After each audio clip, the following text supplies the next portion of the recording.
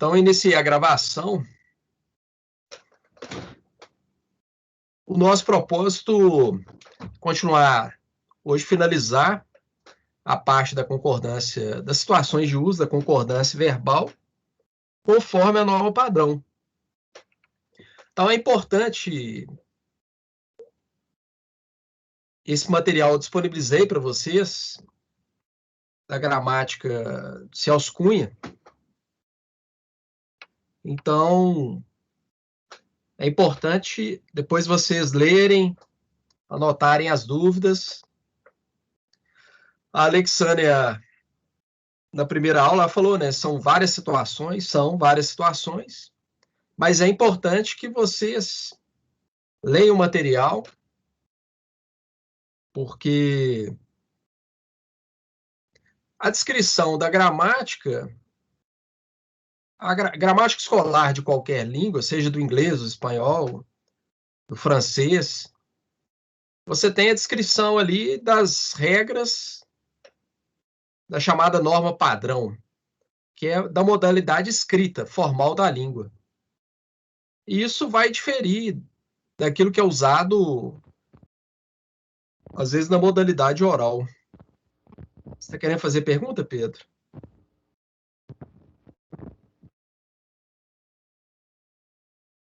Professor, eu liguei sem querer o microfone. Ah, tranquilo. Não é porque eu vi aqui, fica em destaque, às vezes a pessoa está querendo falar, né? Mas então esse material é importante vocês lerem, para saberem qual que é a lógica da concordância na modalidade escrita formal. Depois tem o exercício, né? Fixação. É claro que a quantidade de exercício que a gente coloca nem pode ser demais, porque vocês têm outras matérias também. Mas o ideal é que vocês procurem outros exercícios. E a parte mais importante, acho que é essa que está faltando. Na hora que produzir o texto, depois que o texto está pronto, aplicar isso na redação. Pegar período por período, peraí, qual que é o sujeito, qual que é o verbo? Estou concordando aqui de acordo com essas regras do português formal? Então, aplicar isso que vocês estão aprendendo. Se não fizer isso, vai perder muito ponto, né? Seja no Enem, seja em outras situações aí. Todo texto que eu produzo, eu tenho por hábito, assim, eu imprimo, eu não reviso só na tela, porque talvez por ser jurássico, né? Eu imprimo. Pegar o texto, releio. Se eu tiver tempo, eu peço para alguém ler meu texto. Ó, dá uma olhada aí, vê se está claro, né? Peço para alguém ler meu texto. E às vezes a pessoa, ó, esse período aqui eu não entendi bem, não entendi essa palavra. Então procuro melhorar. Então, assim, gente, por mais experiência em produção de texto, né? Eu vou dar um exemplo muito simples para vocês. Um dos maiores escritores da literatura brasileira, Fernando Sabino, o autor daqui de Minas Gerais. Uma vez eu vi uma entrevista com ele. Um dos romances mais famosos dele é O Encontro Marcado. Um livro muito, muito bacana, muito interessante. Ele gastou 5 anos para escrever. E aí ele falava do processo dele de produção, de escrita. Num dia ele escrevia umas 20 páginas.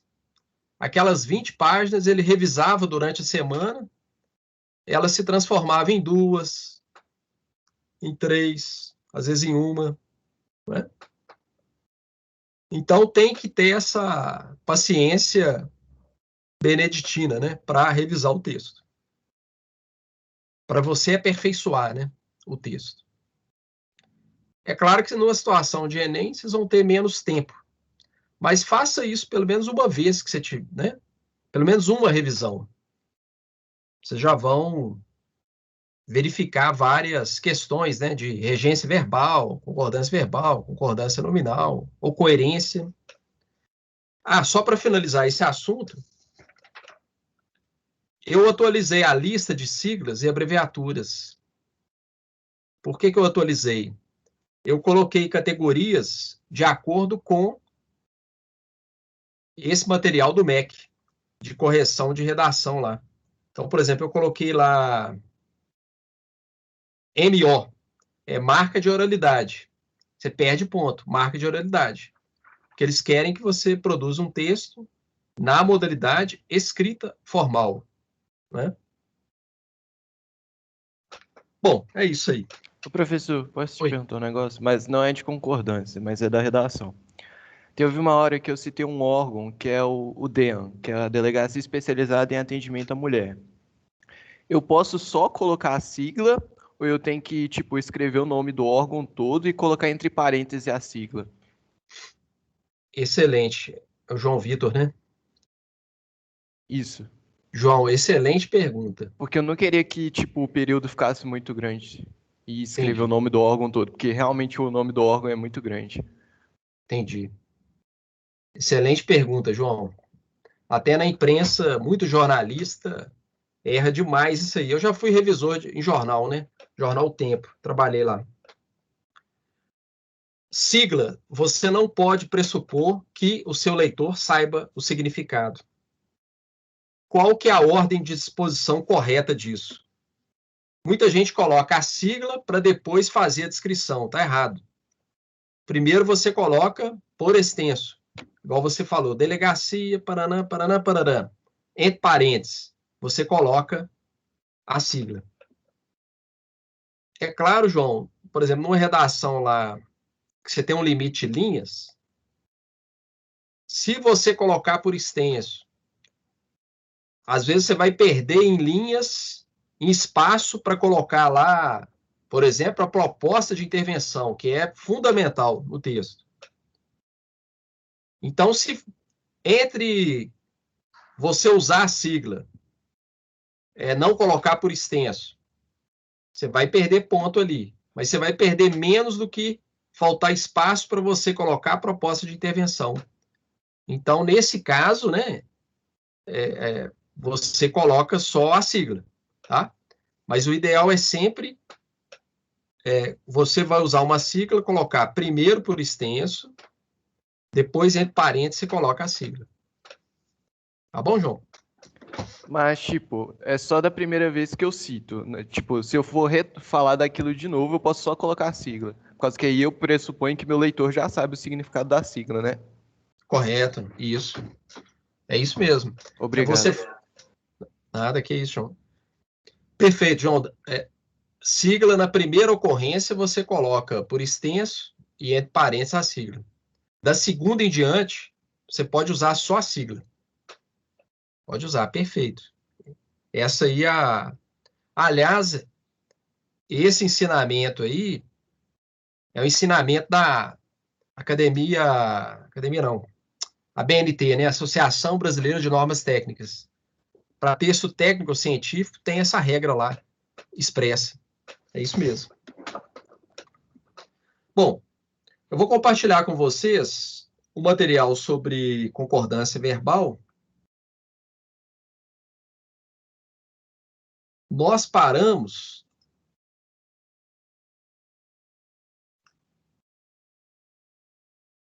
Se não me falha a memória, foi no número 12, não foi? Vocês estão lembrados? Se não for, fica sendo.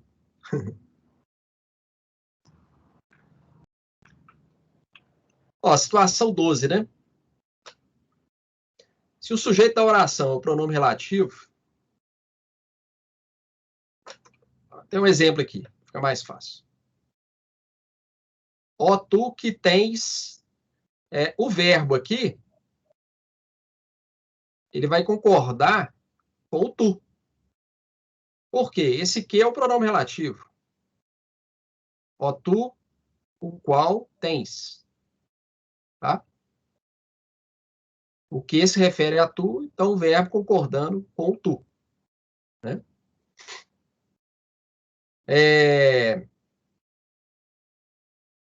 Isso no caso dos pronomes pessoais, né? Eu, tu, ele, etc. Agora, aqui entrou o aquele, né? Aquele que trabalha, acredita,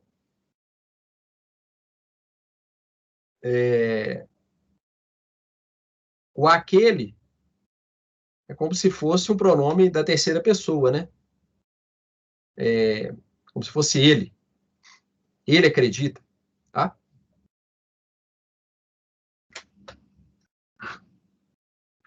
Ótimo.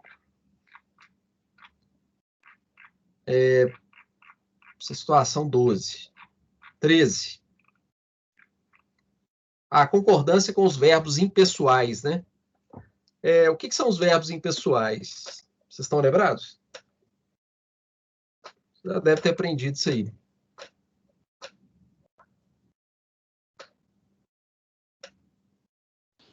Só sei do haver, professor. Do haver? Isso, em qual situação?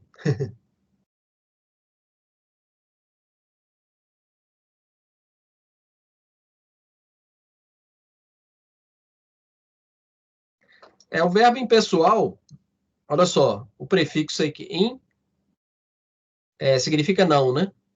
É sem pessoa, sem sujeito. Os verbos impessoais são aquelas situações de oração sem sujeito. Não tem sujeito. Então, os verbos impessoais, qual que é o traço deles? Eles ficam na terceira pessoa do singular.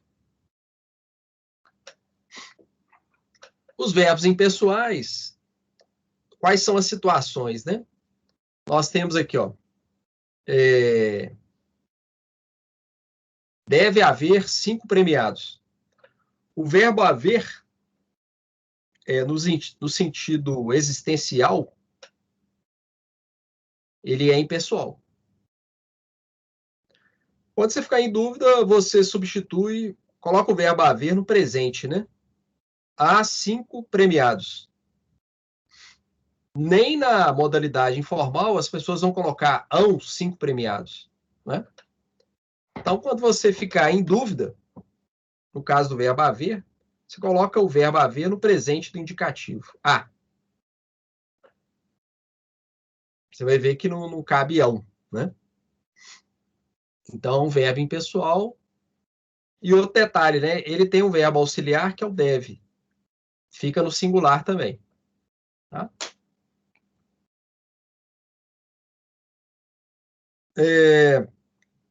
Que mais? Então, o verbo haver,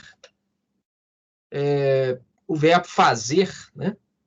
Faz muitos anos que não vejo minha irmã. Também é verbo impessoal. Os verbos que indicam fenômenos atmosféricos, né? No sentido objetivo. Choveu muito ontem. Eles são impessoais, então eles ficam na terceira pessoa do singular. Bom. 14. Aqui é o seguinte, né? Se aparece na frase o sujeito, o relógio deu 2 horas. Então, o sujeito é expresso aqui. O relógio deu, tocou, né? 2 horas. Então, concorda com o sujeito. Agora, se não tiver relógio como sujeito, por exemplo, aqui, né? No relógio deram 2 horas. Aqui no relógio não pode ser sujeito, porque ele foi no em mais o, né? Regir de preposição. O sujeito não pode ser regir de preposição. O verbo ficou no plural, 2 horas passou a ser o sujeito aqui. Tá? Isso ocorre também com o verbo ser, né? É 1 hora, 1 hora é o sujeito.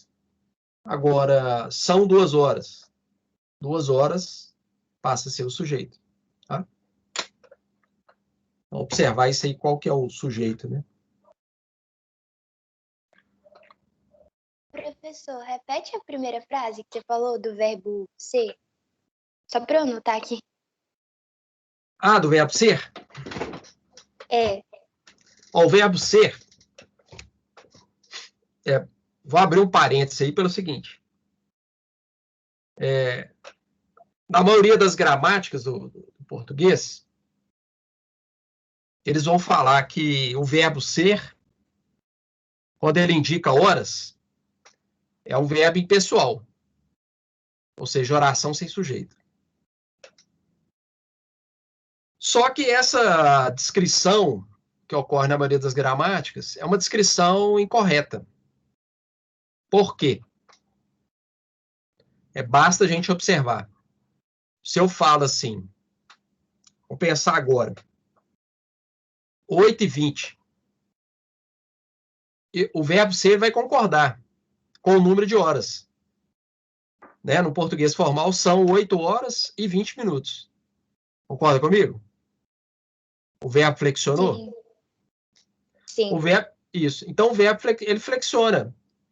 O verbo flexiona para quê? Qual finalidade? Para concordar com o sujeito. Tanto que quando é 1 hora, singular, nós não falamos são 1 hora. É 1 hora. Entende? Isso prova o quê? Isso prova que o verbo ser, na indicação de horas, ele não é um verbo impessoal.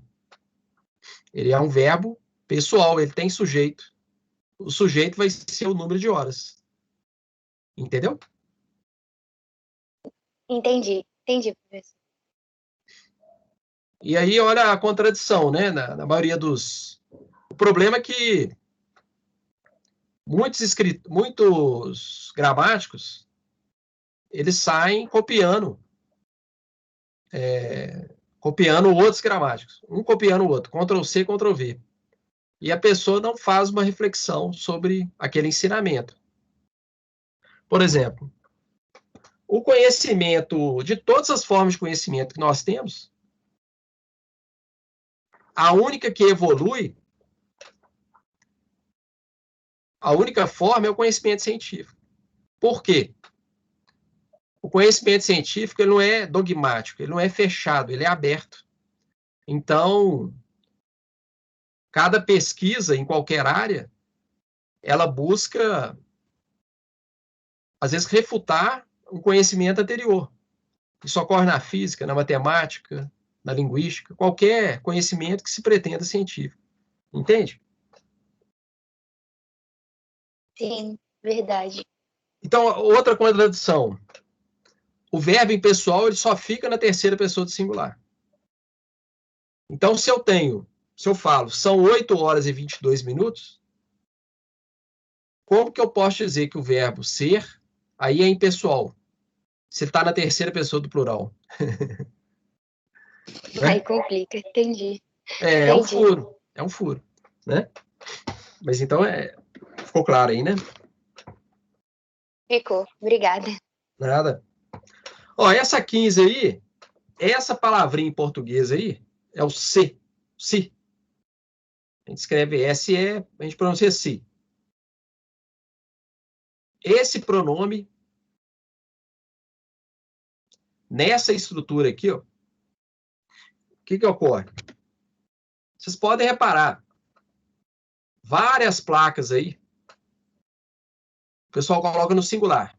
Aluga-se casas. A interpretação na gramática normativa é o seguinte. Na hora que você produzir um texto, apareceu o pronome se, você pode parar e fazer uma revisão, fazer a análise sintática do período. Se você não fizer, você vai errar. Por quê? Qual que é a interpretação dentro da descrição normativa? Quando eu tenho um verbo transitivo direto, alugar, eu aluguei a casa. A casa foi alugada por mim. Confirmei, esse verbo é transitivo direto. Quando eu tiver essa sequência aqui, ó, verbo transitivo direto, mais o se, eu vou ter mais o quê? Sujeito. O sujeito está no plural, então o verbo no plural. Então, essa frase aqui, ela está na voz passiva. Voz passiva sintética. É quando eu uso o se. Eu poderia colocar em outra voz passiva, analítica. Como é que seria? Alugam-se casas. Como é que seria essa frase na voz passiva analítica?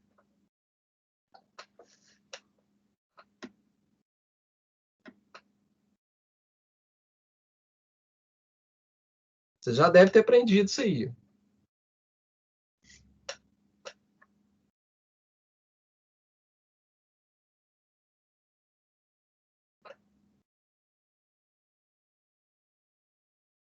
Como é que é a voz passiva analítica em inglês? Qual que é a regra do inglês? É a mesma do português.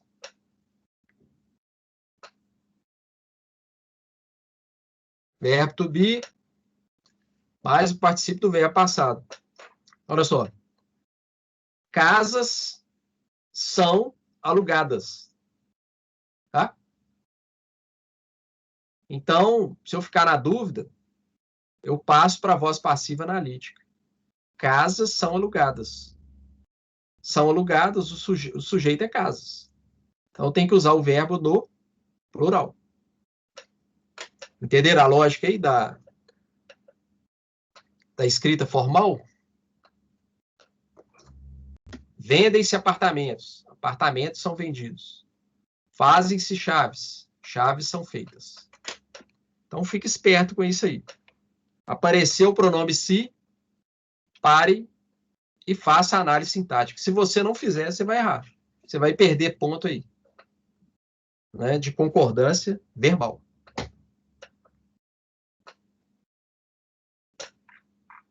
Seguindo. Concussão verbal.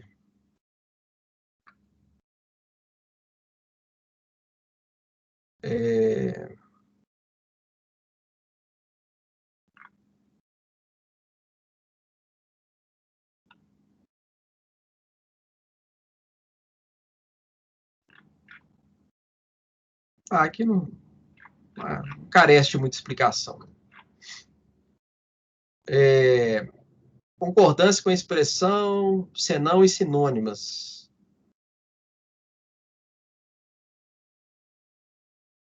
Tá. Isso aqui também não... Vamos para outra. Concordância com títulos no plural. Isso aqui é no caso de... O sujeito é o nome de um livro, né? Por exemplo, aqui, ó.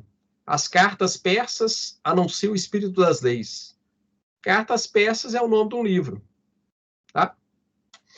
Esses nomes do plural, vocês vão observar na frase se aparece o artigo antes. Aqui apareceu as cartas. Né? Sujeito no plural, mesmo sendo o nome de livro, mas foi determinado aqui, ó, pelo as, aí verbo no plural. Tá? É só lembrar também nome de país, né? Na imprensa aí o pessoal erra muito isso. Você coloca lá os Estados Unidos, colocou o os, aí você coloca verbo no plural. São. Se você não usar os, Estados Unidos invade.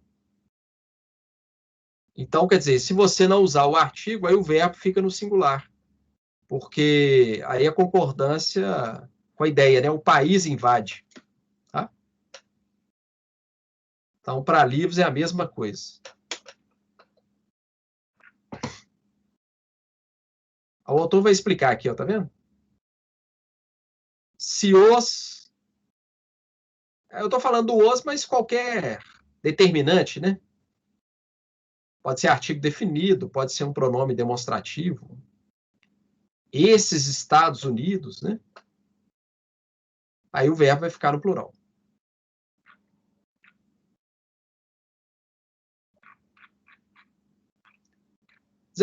Aposto.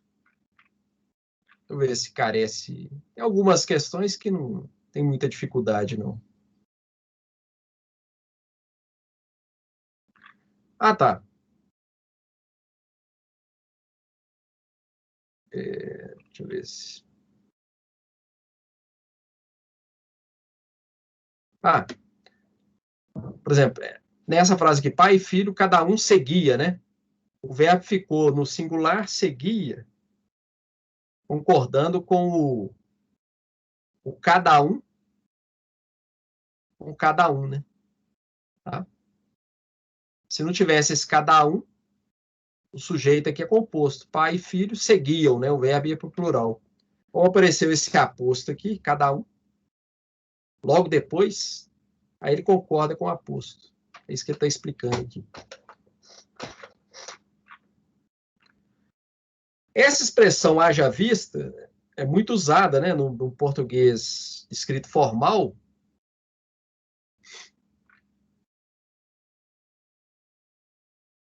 Qual que é a construção? Pode usar sempre no singular.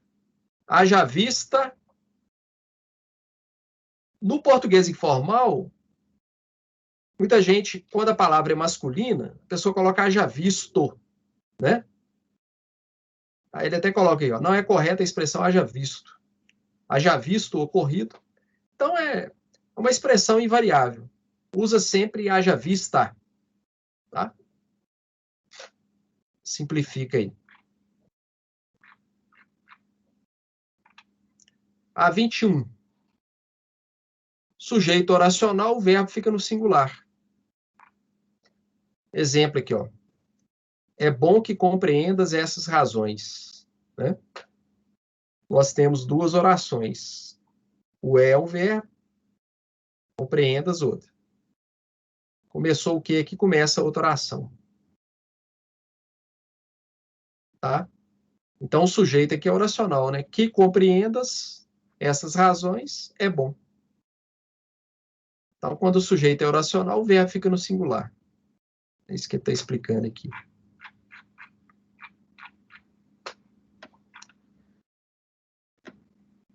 Essa aqui... Oi, pode falar.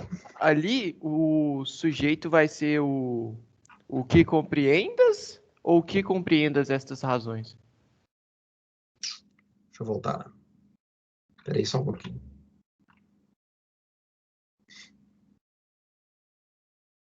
Nesse período aqui, né? Isso mesmo.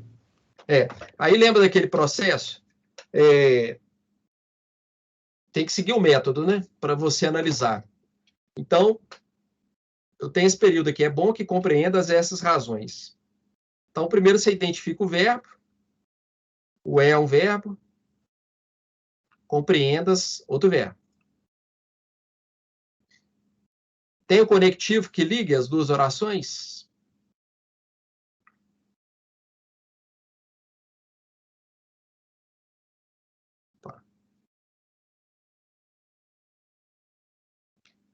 Tem conectivo aqui?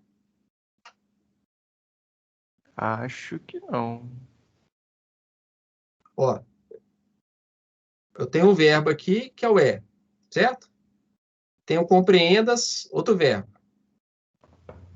Se eu tenho dois verbos, eu tenho duas orações. Eu tenho alguma palavra que esteja ligando as duas orações? Tem o que. Isso. Beleza. É o quê? Então, olha só. Onde tem o conectivo ligando a oração, vai ser importante para eu separar a oração. Então, separa aqui, ó. É bom. É uma oração. Aí eu vou fazer isso. Deixa eu abrir o arquivo aqui no Word para demonstrar isso. Espera aí só um pouquinho. Vai ficar melhor. Para vocês entenderem isso.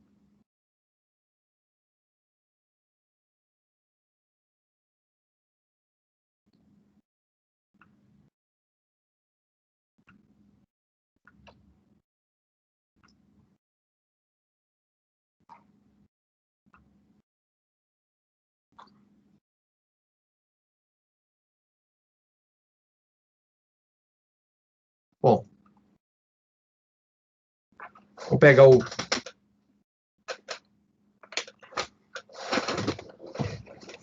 Lá estava escrito o seguinte. É bom que compreendas... E quero o resto? Estas razões. Ah, tá.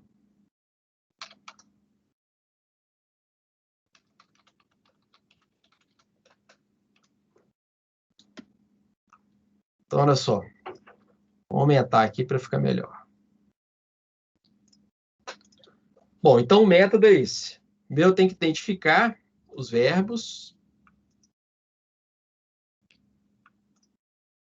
Identifiquei os verbos. Depois, conectivo que estiver ligando a oração. Tem aqui. Beleza. Depois, eu separo as orações. Então, ó. Oração 1. É bom. Oração 2. E compreendas essas razões. Vocês estão acompanhando aí o raciocínio?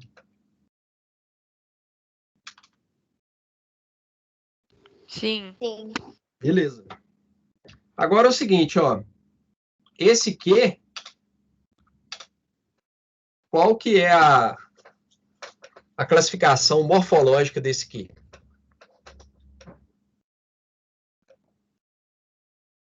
Porque isso vai me ajudar muito a fazer a análise ali dessa oração 2 a partir do que?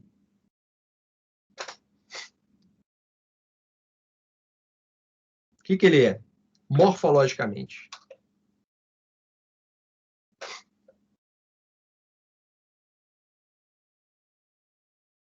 Estão lembrados? Ó, morfologicamente,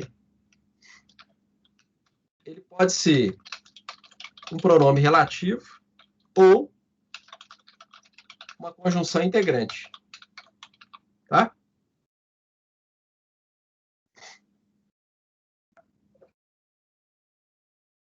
O que ele é aí nessa frase? Como é que eu vou saber se ele é pronome relativo ou conjunção integrante? Eu vou usar a técnica da comutação. Eu vou trocar. Eu posso trocar esse que por outro pronome relativo? O qual, a qual, etc. Posso? É bom o qual compreendas essas razões? E aí? Acho que não. Não. Resposta é não. Bom, se a resposta é não, ele é ou pronome relativo ou conjunção integrante. Então, o que ele é? Qual que é a conclusão que eu chego? Ele é uma conjunção integrante. Perfeito. Aí, olha só. A conjunção, esse conectivo integrante, introduz esta oração. Oração subordinada substantiva. Tá bom? Só essa palavrinha aí já me diz, ó. Já me diz o quê? Que essa é uma oração subordinada substantiva. Beleza. Ainda não tem a resposta completa, não é? Mas já sei, ó. Se a 2 é subordinada, a 1 vai ser o quê? Oração o quê? Principal. Isso. Porque uma se liga à outra, né? Oração principal. Ó, agora eu já sei muita coisa aqui. Bom, agora eu preciso saber qual espécie que é essa 2. É substantivo o quê? Né? Vou usar de novo. Técnica da comutação. No caso das substantivas, eu substituo, eu vou usar o isso.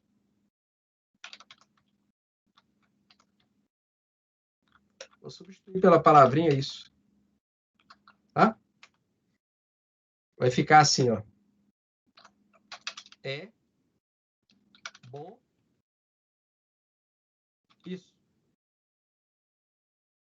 É bom isso. Vou colocar na ordem direta. Isso é bom. Beleza? Isso é bom. Qual que é o sujeito dessa frase aqui? É o isso.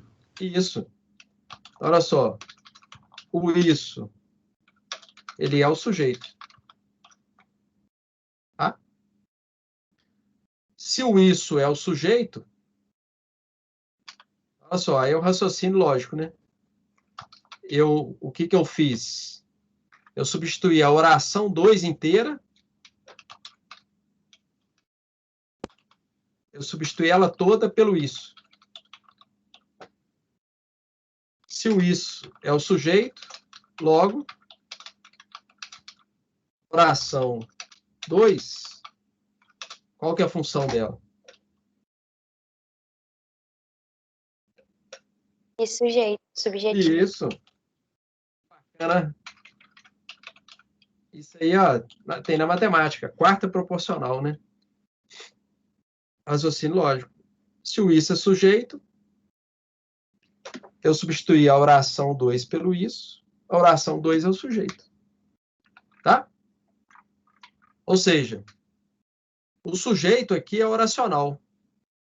Que compreenda essas razões é bom.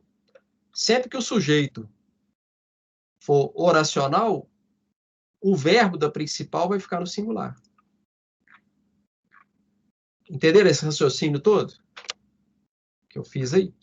Entendi, valeu, professor. É bacana, né? A análise sintática eu acho sensacional. Professor, repete só a última frase que você falou. Ah, tá. Peraí. Pode falar. É que você falou toda vez. Você falou toda vez alguma coisa. Ah, tá. Eu falei o seguinte. Quando eu tiver uma oração, essa aqui, essa oração inteira aqui, vou colocar uma outra cor para ela. Né? Essa oração toda aqui, ela é o quê? Ela exerce a função, é um sujeito oracional. Um sujeito em forma de... Uma oração em forma de sujeito. Né? O verbo da principal vai ficar no singular. Tá? O verbo da principal fica no singular. Entendeu? É a Luísa, né? Ah, tá. Entendi. Obrigada. É como se fosse isso aqui, ó, Luísa. É bom isso. É bom que compreenda essas razões. Que compreenda essas razões é bom. Entendi. Obrigada, professor. Entendi. Sim. Nada. Isso. Bom, vamos voltar lá.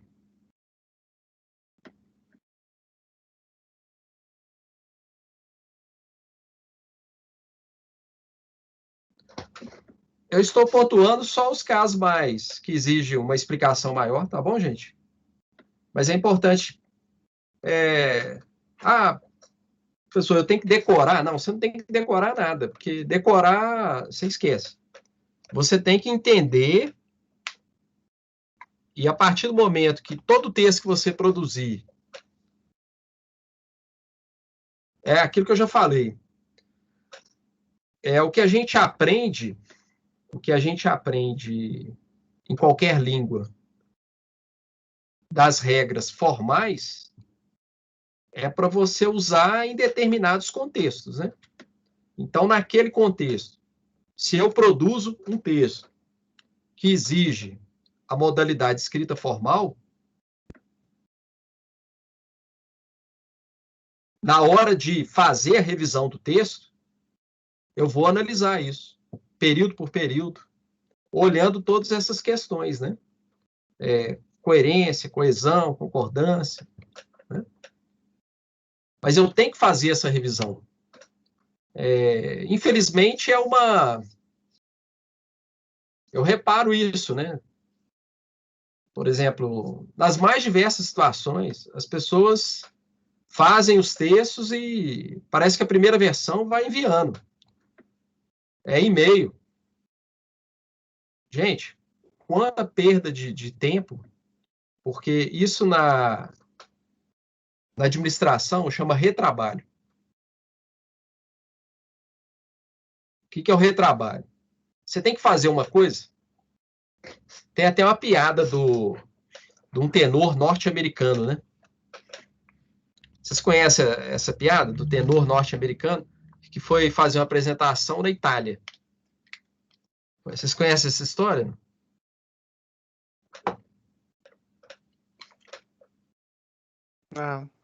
Não, né? Vocês imaginem, né? Na Itália, eles valorizam muito, né? A ópera e tal, né? Aí um tenor norte-americano foi fazer uma apresentação lá.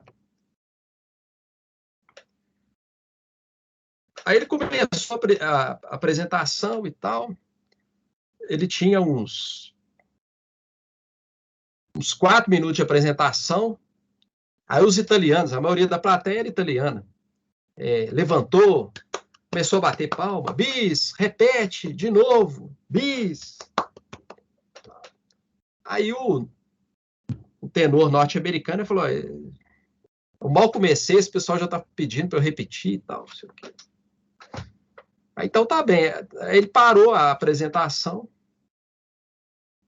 e começou de novo, né, do zero. Aí quando tinha quase uns 10 minutos de apresentação, o pessoal levantou, tal, bis, repete, tal, todo mundo aplaudindo, bis, de novo. Aí o tenor norte-americano falou, gente, que loucura e tal, não sei o quê. Tudo bem, vou partir do zero de novo. Começou a apresentação de novo.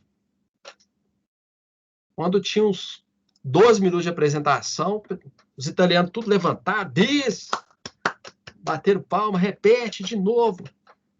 Aí o norte-americano perdeu a paciência e falou assim, poxa, até quando vocês vão querer que eu repita e tal, não sei o quê? Aí uma velhinha que estava lá no fundo falou assim, até cantar direito, meu filho, e tal. Então, assim, se você vai fazer uma coisa, da primeira vez, você procura fazer da melhor forma, né? Senão você vai ter de ficar repetindo.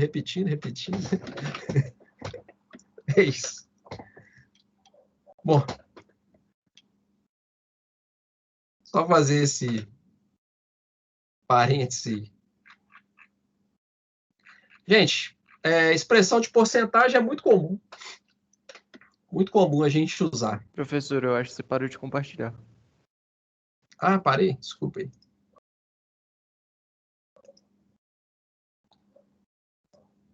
Fui contar a história aí.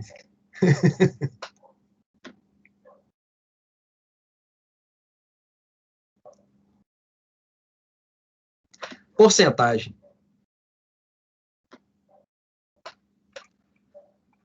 Mas eu brinquei com essa situação, mas, gente, vocês não imaginam como que, no dia a dia, às vezes a pessoa, dentro das instituições, a pessoa manda um e-mail, aí ela não revisa.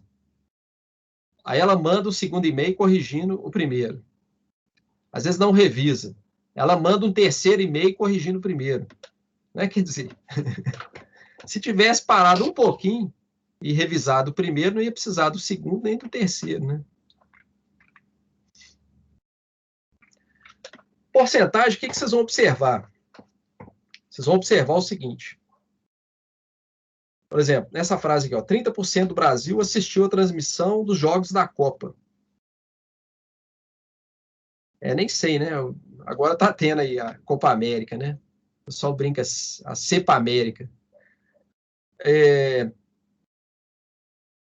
Quando tiver porcentagem, você observa se tem artigo ou não, um determinante, né? Antes do numeral. Se não tiver, aqui o verbo ficou no singular, porque está concordando não com... Está concordando com o Brasil, entendeu? 30% do Brasil assistiu. Né? Agora, se tivesse um determinante aqui, os 30%, aí vai concordar com o numeral. Assistiram. Tá? Então, observar isso, se tem algum artigo, algum pronome demonstrativo, esse tipo de coisa. Né?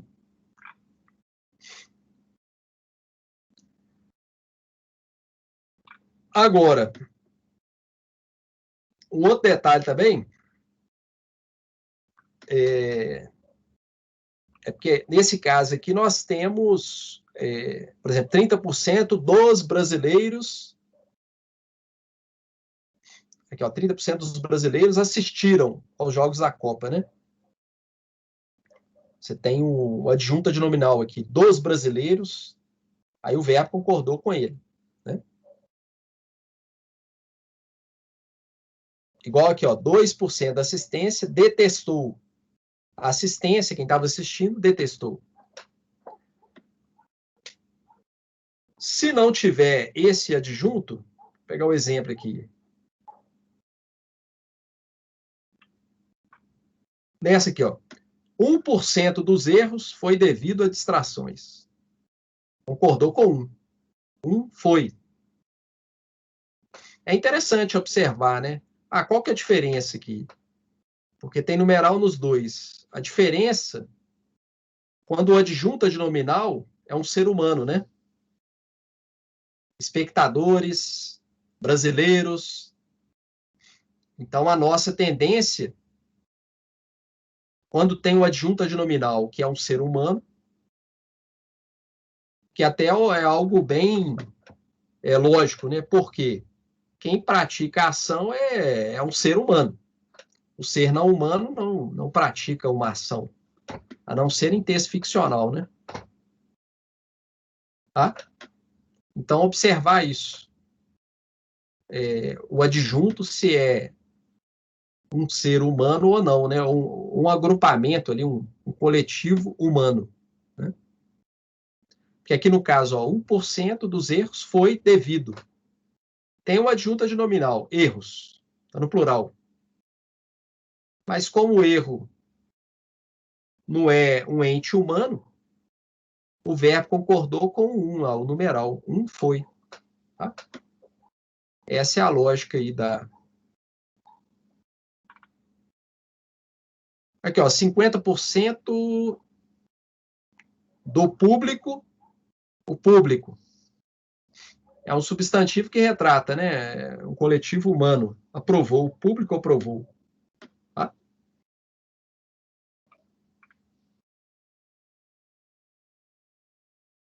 10%. Os tais 10% estarão. Aqui apareceu, ó, determinante, né? Artigo, tais, especificou o numeral, estarão. Né?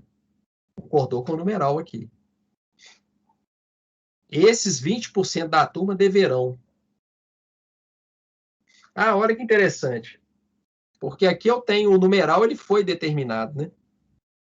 O adjunto é turma, um ente humano, mas aqui o verbo concordou com o numeral porque ele foi determinado. Então, observar isso. Se o numeral é determinado ou não. Se ele não for determinado, olhar se o adjunto é um ser humano ou não. Se ele não for determinado e tiver um adjunto que represente um ente humano, vai concordar com o adjunto. Tá?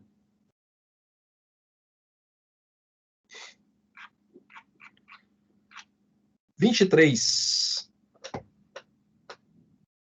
Olha só, essa concordância aí com viva, né? No português informal, nós encaramos como uma interjeição. Mas na norma padrão, não é esse raciocínio, né? Concorda com o sujeito. Vivam os campeões. Os campeões é o sujeito aqui. Tá? Se tivesse no singular, seria viva. Né? Vamos observar isso aí, o sujeito.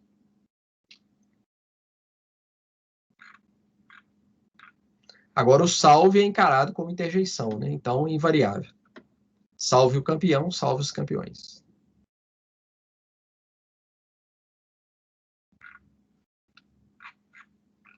Essa 24 aqui, o ou seja, hoje é mais usada de forma invariável, né?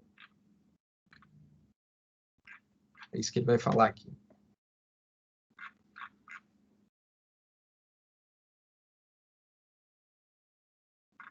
(26), perto de, cerca de. Ó, nessas expressões,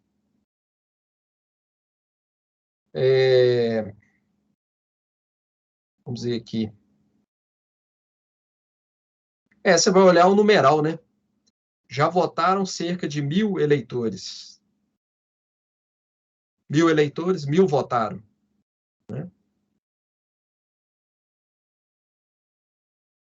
Apodreceu cerca de 1 tonelada. 1 tonelada apodreceu. Né? Não tem muita dificuldade.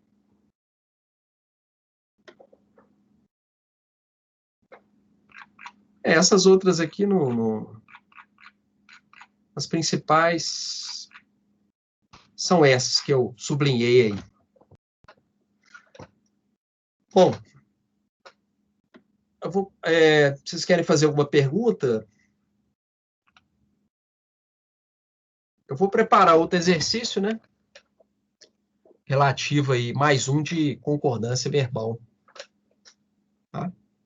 Mas se vocês quiserem fazer pergunta, o objetivo foi sublinhar mais essas outras situações aí, né? De concordância verbal. Estou à disposição de vocês aí.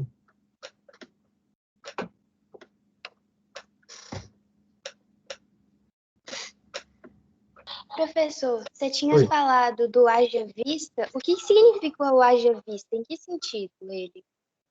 O 20. Ah, tá. Ótimo. Haja vista significa veja. Então, por exemplo, você coloca lá, haja vista o aumento da violência contra as mulheres. Você pode usar haja vista, tenda em vista. Entendeu? Ele é um conectivo? Não, ele é uma expressão invariável. Ah, entendi. Nas línguas, por exemplo, quando você aprende uma língua estrangeira, às vezes tem uma expressão em inglês, não só no inglês, né? São expressões fixas, entendeu? Então, em linguística tem um nome para isso. Eu não estou me recordando agora. Mas é uma expressão invariável, haja vista. Então, por exemplo, deixa eu só tirar o... Vou compartilhar. Eu vou escrever aqui no bate-papo. Tá bom? Tá todo mundo acompanhando, né? Mas olha só. No caso do... Quando a pessoa vai usar haja vista, o que é comum? inadequação. Aí a pessoa coloca assim, quando vem uma palavra masculina, ela coloca assim, haja visto o aumento da inflação.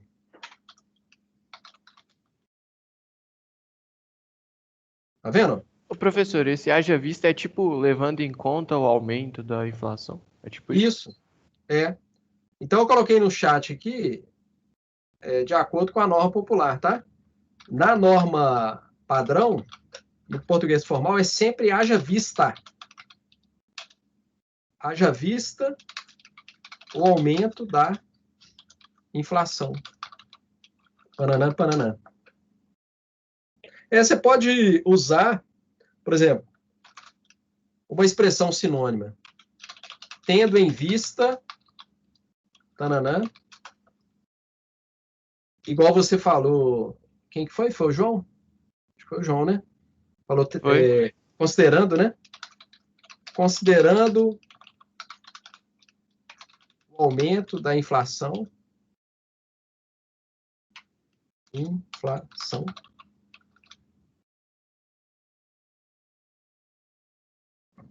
Levando em conta. Levando em conta.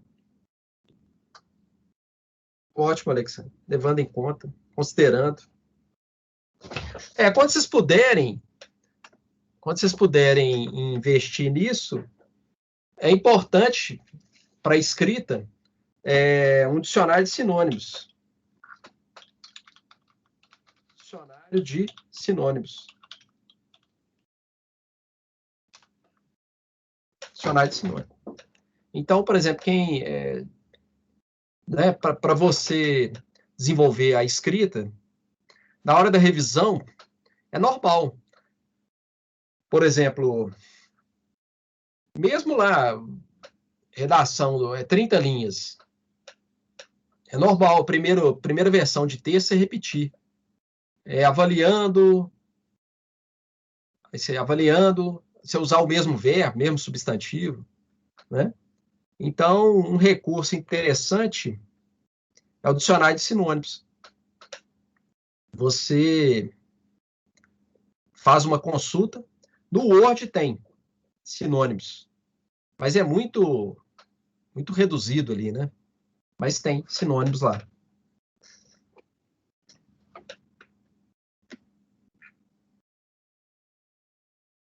A Hugo está perguntando aqui, enquanto eu fazia minha redação, fiquei pesquisando sinônimos das palavras que eu queria usar. Ótimo. Um cuidado, viu, Hugo? Um cuidado muito grande é o seguinte, muita gente tem dificuldade de escrever, porque na primeira fase da criação, de colocar as ideias no papel, a pessoa fica preocupada com essas questões formais. Aí trava tudo. Trava tudo. Só para vocês terem uma ideia. Por exemplo, a agência de publicidade, né? As maiores agências de publicidade no Brasil e no mundo não tem nem divisória entre os departamentos, não tem divisória, né? Então, em muitas você tem um quadro lá branco enorme e no processo de criação todo mundo participa, né? Até o office boy ali que passa entre as mesas, o pessoal pergunta sobre essa questão, qual ideia que você tem? Eles vão anotando. Tem um princípio na publicidade que é o seguinte, a melhor forma de você ter uma boa ideia é você ter muitas ideias, né? Então, no processo de criação, você preocupa em colocar as ideias no papel. Depois, essa parte formal do texto é lá na parte final, né? Na revisão. Já tem ideia no papel? Agora eu vou aperfeiçoar. Vou cortar, colar, usar uma palavra mais adequada, né? Vou olhar essas questões, acentuação, acentuei, né? Hífen. Outro detalhe. Dessa competência 1, a questão do hífen, né? Já até indiquei para vocês, viu, gente? Vou indicar de novo aqui, ó. Coloca no celular. Volpe. Tem um aplicativo. Você pode colocar no seu celular, Volpe. É só de ortografia. Essa questão do hífen, acento, coloca lá. Né? Ajuda muito. Mas entendeu aí, Luiz, o haja vista? Entendi. Entendi, sim. É muito usada. E às vezes o pessoal acha que tem que concordar, né? Por exemplo, se a palavra é masculina e coloca visto, não tem isso, é uma expressão invariável. Haja vista, independente do que vem depois, sabe? Se é masculino. Uhum, entendi. Entendi.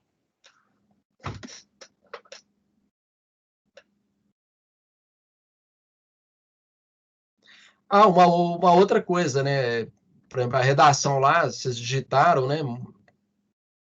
Facilita a correção. Uma coisa que eu observei é o seguinte: texto digitado, procura formatar o texto. Muitos parágrafos lá não justificados, né? Então, isso é importante, né? O texto, antes de ser lido, é visto. Ele tem que agradar os olhos. Então, formata. Muita gente não colocando espaço de parágrafo, né? Então, você tem que usar há duas espécies de parágrafo. Tem um parágrafo tradicional, de origem francesa, que é aquele recuo que você dá. Na BNT, é o recuo de 2,5 centímetros. Ou você usa o parágrafo norte-americano. Você não dá o recuo, mas entre um parágrafo e outro, você dá um espaço maior, ficam blocos de texto. Mas tem que justificar. Não pode deixar sem justificar, não. Né? É importante isso aí.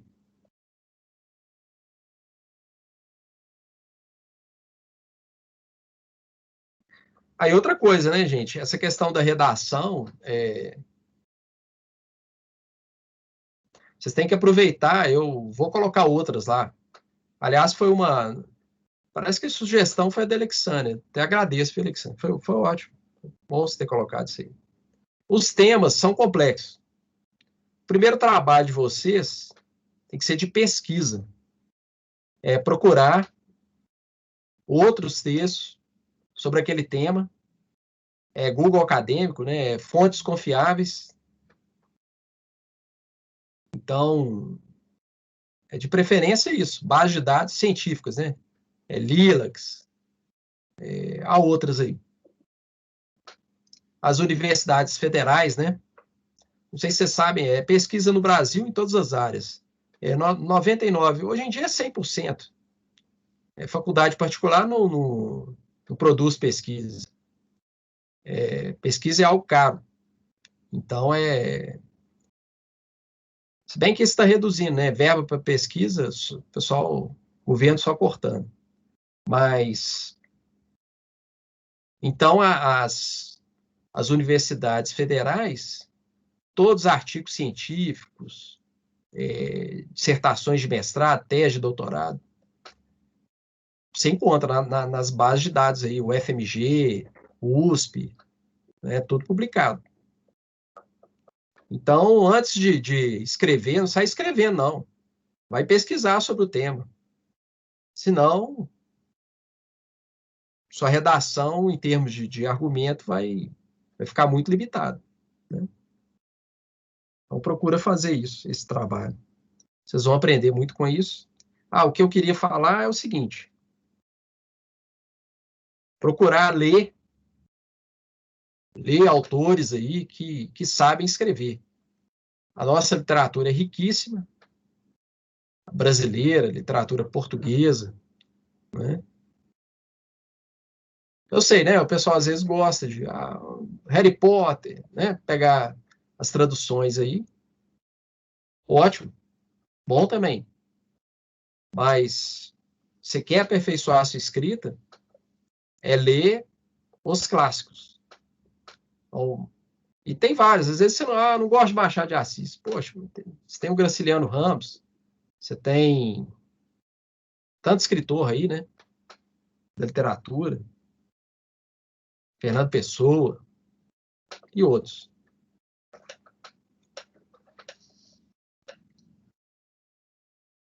Bom, gente, vocês querem alguma pergunta aí? Então, nós encerramos essas questões. Eu procurei destacar aqueles casos que exigem maior explicação. Vocês dão uma lida nesse material, anotem as dúvidas que vocês tiverem. Vou fazer outro exercício. E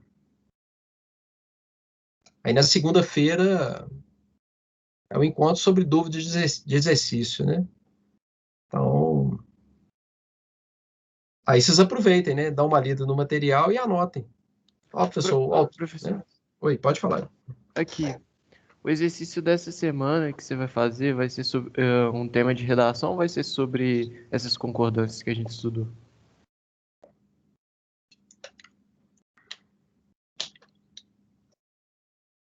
Ô, João, eu não tinha pensado, não. Eu vou pensar um outro exercício. As redações eu quero terminar até essa semana e já lançar para vocês lá, né, no AVA, né? E de quem eu corrigir, tem lá todas as anotações, tá bom? Não adianta. Vocês têm que procurar olhar lá o que está errando, voltar no tópico da gramática, voltar na aula gravada, fazer esse trabalho aí. Mas eu vou pensar, João. Tá bom? Mas se não for nesse, não sei se eu falei para vocês, eu baixei todas as propostas de redação até hoje do Enem. Eu vou escolher outras para vocês poderem praticar. Tá bom?